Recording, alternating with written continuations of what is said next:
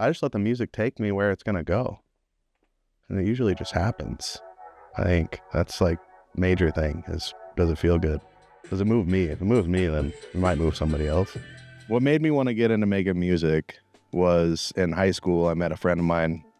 He's became a brother to me. And he was rapping in the hallway, beating on the glass.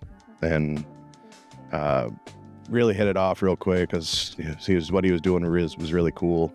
And he ended up having some personal issues he had to deal with, so he was leaving town for 3-4 months. But I don't know, I just had this feeling, and I told him, I said, when you get out or when you get back home, I'll be on your front porch with a CD full of beats. And 4 months later, there he was, and there I was with a CD full of beats. And we started rocking from there and learned how to record. Started mixing songs, and then I realized that I loved it and I wanted to do this the rest of my life. So 3 years later, went to college for it. 2 years later, moved here. 2 years later, moved here, and ever since then, building this place.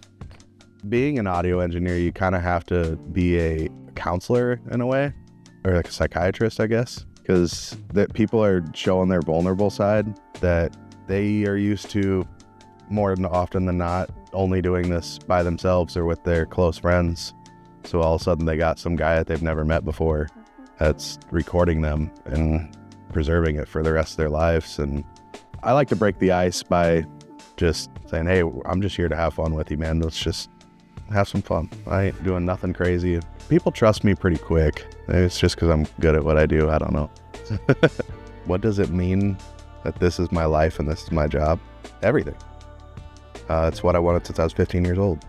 The awards that I won so far, Iowa Music Awards 2022, Best Engineer, Best Studio, and then 2024, Best Producer. First, I guess, shout out to my girl for understanding all the time that I put in, not being home a lot. My family for supporting me from day one. And my business partner, Richard Schultz. Thank you so much. Good luck, everyone else. Love you. The Iowa music scene is growing. It's definitely strong. In the last 3 years, I've heard a lot of music from this state, and the connectivity across the state is getting, the bond between each city is getting better. And I feel like shout out to Tone the Boss for laying that bridge and bringing people together to do this Iowa Music Awards, and people meeting people, collabing with people that have never known each other until this started happening. So I think it's going to be a beautiful thing over the next, or in the future. I mean, it's just going to get bigger and better. The old music scene needs everything. Like, it needs the funding, it needs the venues that are open to doing shows for not just rock bands. Nothing against rock music. Hip hop needs a place too. Fan support, local support, getting the people involved to help push these artists. Without fans, people are just making music for their friends. But funding would be great, because some people can't afford to come to a place like this or to a place like Carousel Studios in Des Moines. But I wish that the people that are not in the music industry understood how much money and time goes into doing what we do.